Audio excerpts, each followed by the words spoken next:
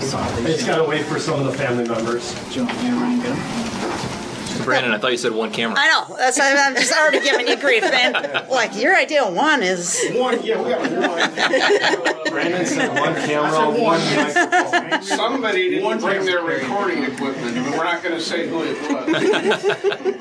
Thanks for busting them out, though, Leland. I sure appreciate that. We can scooch. Yeah, make sure Pepper gets the FaceTime, please. We're still waiting on about 15 more people. They're upstairs right now. So you're not live right now? No. Okay.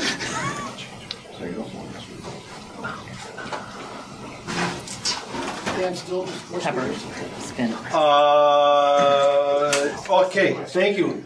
Very good. So there was another family member. I'll spell her name so you guys don't have to take the picture. Amber Kohnke, Amber Kohnke. She's a mother of one of the juvenile victims. She'll also be speaking. HKE? I'll start from the beginning. Kohhnke. Thank you. So everybody else, the previous four, so thanks, Jim. The previous four are still going. Sue Opper, Chief Thompson, David Sorensen. And then we'll take a few questions after that. And I'll do introductions as soon as the family members come down here. You're going to moderate the questions? Okay, thank you. Yes. It's going to be one, all, maybe one. Yeah. Do you have a deputy upstairs? Do you want me to run up there? No. Down here about a couple minutes before one. Do you want me to run upstairs and For Carrie, I didn't bring my phone, but... Ryan. Oh, good. You guys are all staying together. Perfect. Where's four? Oh, perfect. You guys set this up perfect. Fine. We'll go right, you four right away. And then... Come on, Pepper. do you want to leave Pepper You here? guys set this up perfect. I see what this is. Yes. Gold stars for everyone. We'll go in that order. Hi, baby. How interesting. So cute.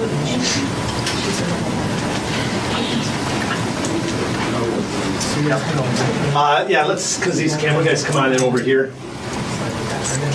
And then if you want to walk around, go by Brad right there. Brad, you raise your hand. Just kind of filling over there. Thanks for coming in, Jim. Thanks. And then you two go behind Brian right there. Hey, Dave. David, Brian, grab him too. You can go. Getting out of the way. Who's Ryan? Tyler, next to the chief. I'm sorry.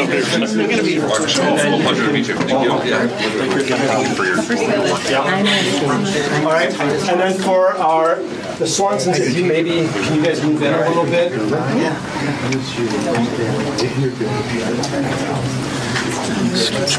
Oh, there's our scene right there.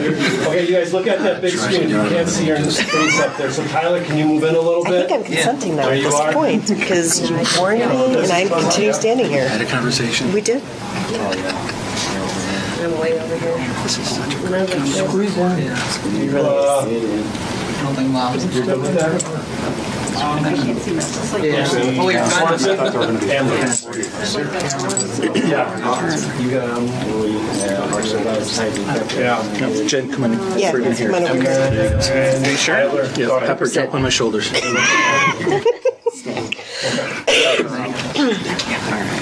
All right, I'll go on you whenever you're ready. Meeting is ready. Everybody ready? All right, thank you. Good afternoon, everyone. We're here to have a press conference to discuss some of the events that happened today. Speaking today will be District Attorney Sue Opper, Chief Dan Thompson of the Waukesha Police Department, also David Sorensen, which is the husband of Virginia Ginny Sorensen, Tyler Pudliner, he's a Waukesha South band member, and Amber Kohnke, a mother of one of the juvenile victims. Also present with us today is County Executive Paul Farrell, the prosecution team consisting of Leslie Basie, Zach Witchow, Detective Tom Casey from the Waukesha Police Department, Detective Ryan Rugland from the Waukesha Sheriff's Office, and Paralegal Christy Giese.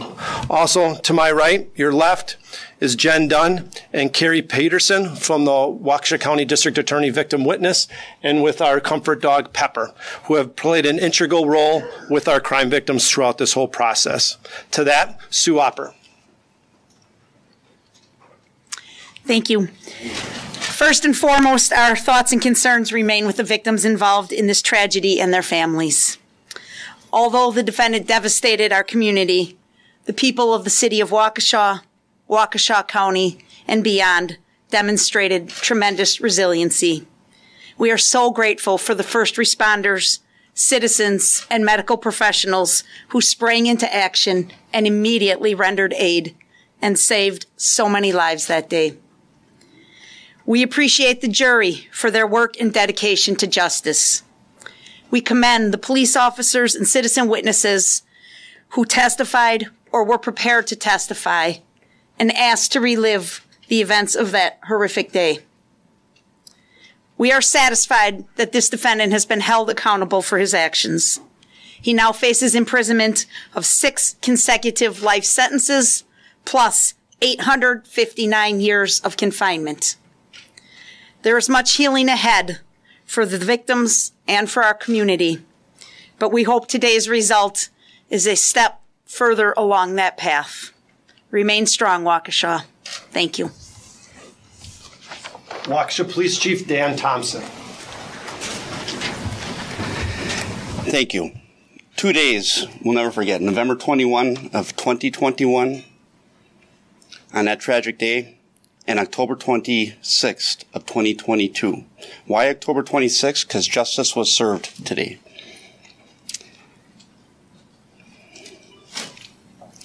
I want to say thank you and praises to this community.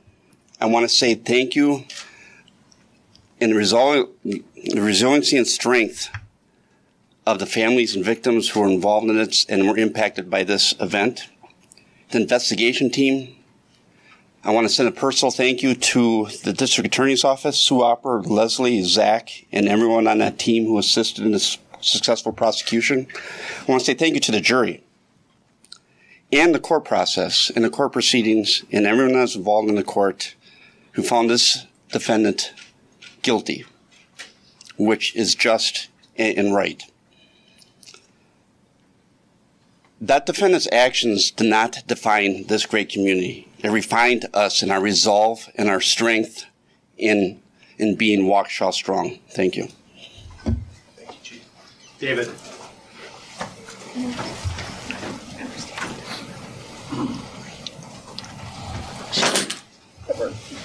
Okay. Thank you. I'm David Sorensen. These are my 2 sons. Justice was served for my wife, Virginia Sorensen, my 3 children, and the whole Sorensen clan. Thank you very much to the people that did this court case. We appreciate it. Sean or Marshall wants to say one little thing. We've been praying for this day for a long time, and this morning my 5-year-old daughter came up to me and handed me this necklace with my mom's ashes in it, and she told me to take my mom with us for the sentencing. So she was with us today, and I just want to thank everyone for what they did today. And one last thing, my mom always used to tell us when we were kids and our family that she always said, angels watch over you guys. So I just want to say angels watch over you guys and turn on those blue lights tonight. Thank you.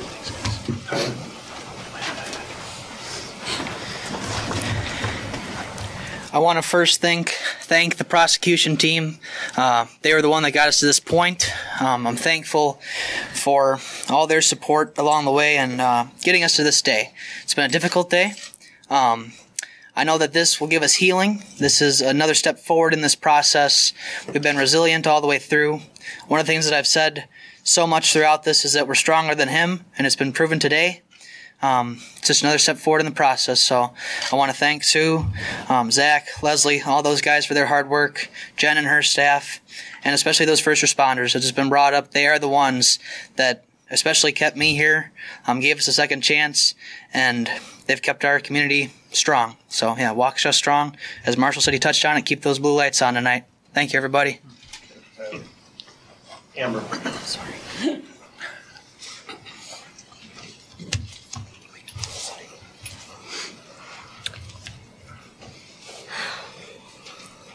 Just want to say that I'm very happy with the verdicts and that, you know, justice has been served today.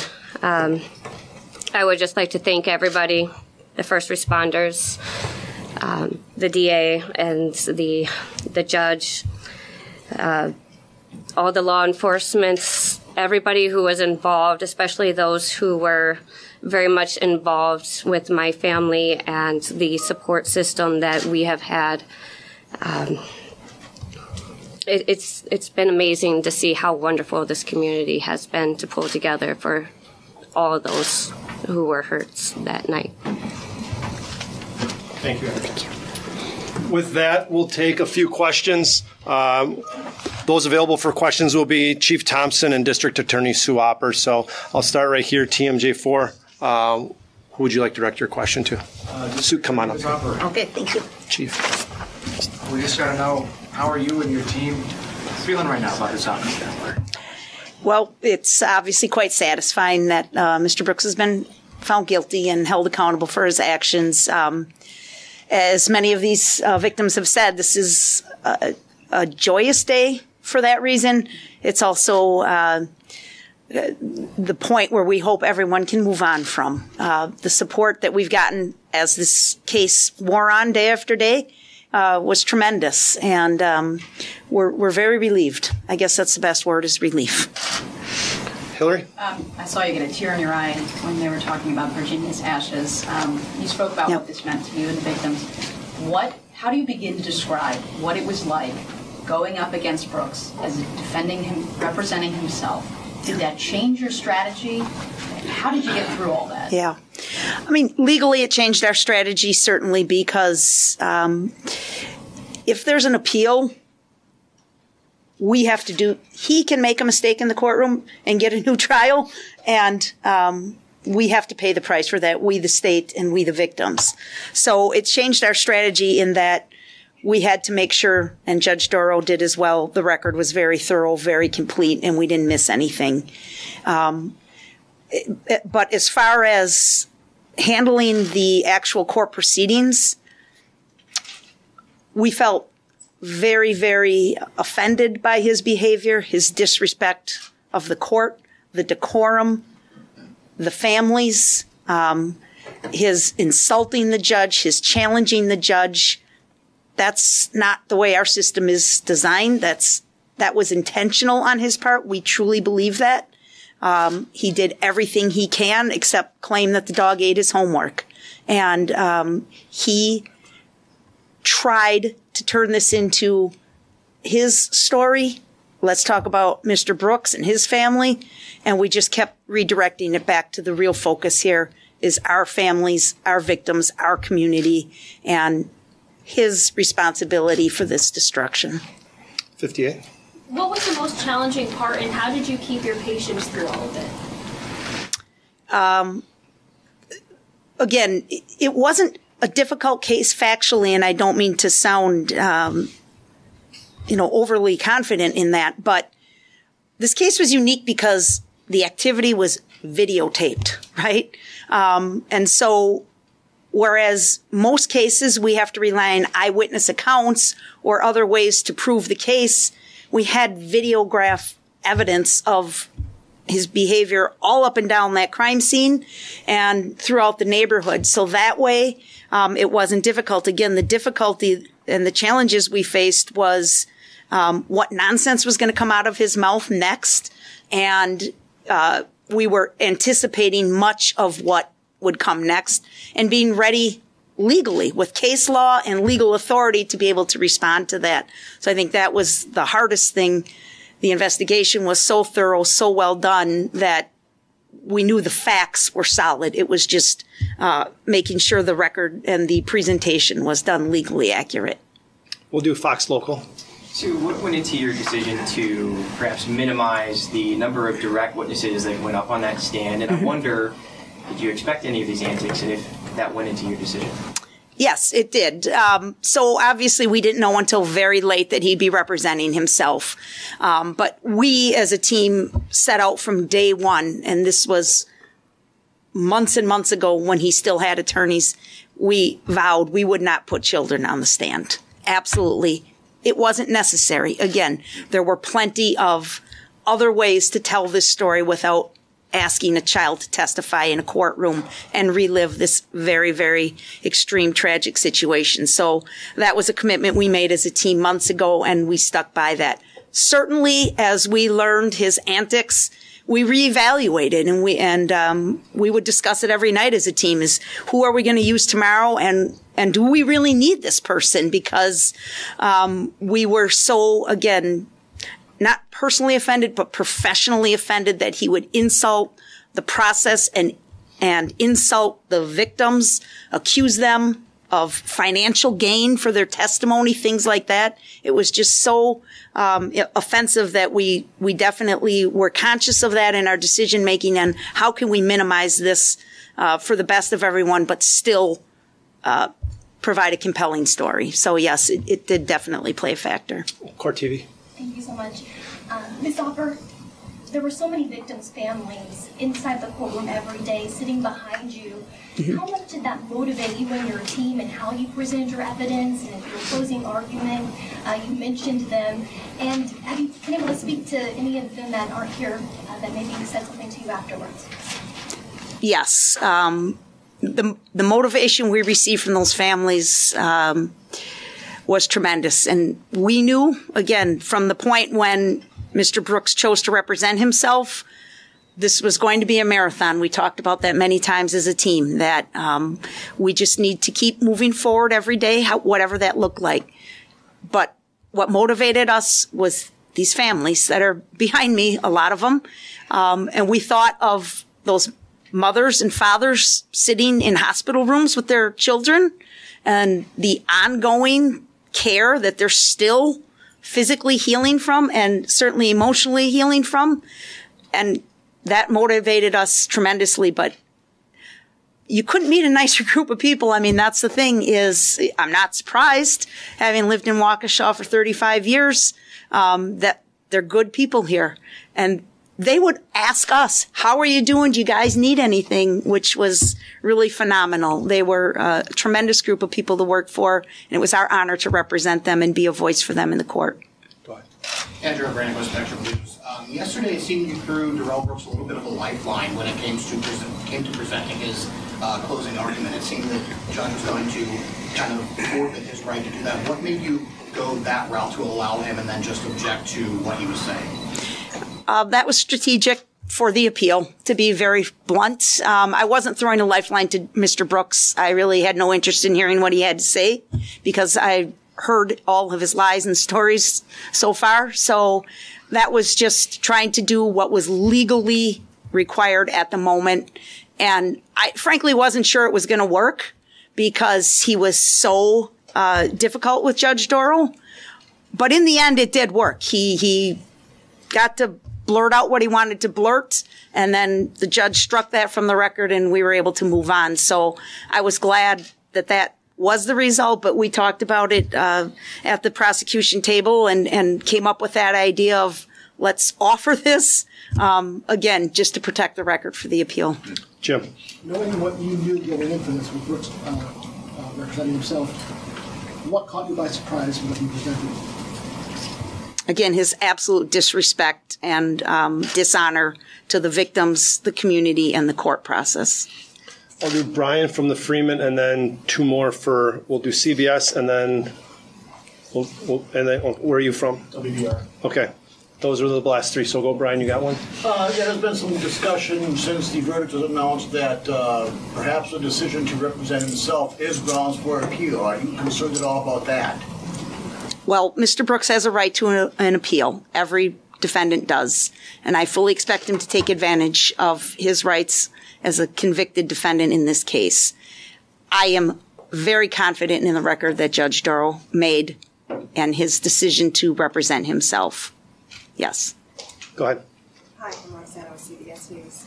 What do you think about the length of time that the jury took to deliberate? Short, long, were you surprised? We were not. We talked about it last night, and frankly, I know a lot of you were here too. We were all, by the time we got to that 8 o'clock mark, we were exhausted. And when they said they wanted to go home and rest, we were thankful, quite frankly, because we all felt the same way. It's such an emotionally draining day. And to get through all that and the nonstop banter from Mr. Brooks, it's taxing. You all witnessed it yourself. So we were grateful. We thought they gave it good thought because they went out around 6:30. Their dinner was there immediately, right? So jurors are human beings. They get a nice meal. They got a little time to talk. And then they decided, let's rest. Let's sleep on it. Always a good option for decision-making for anybody, right? Get a good night's sleep on it, and come back the next day. And then, they worked again for about another hour this morning. And with the quality of the investigation in this case, we think the verdict was fair. The timing was spot on. WR, go ahead. There's a lot of people who are here today, of course, but a lot of people who are also at the parade on the day of the parade who aren't here. In closing, what do you want to say to them just at the end of this process? Well, I hope some of you caught the flavor of that. You cannot imagine until you saw some of those videos how horrific it would have been to stand there and watch that. Especially when your children, and some of these witnesses testified to that, they couldn't find their children, right?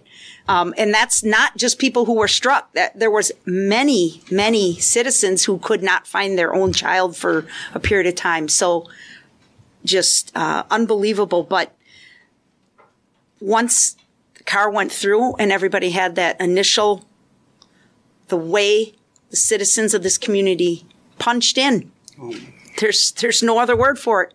The nurses, the doctors, the EMTs, the paramedics, anybody who knew anything about how to apply a Band-Aid walked into that street and treated those people. So that was another source of strength for us, right? Is if they could do that, we can get through this.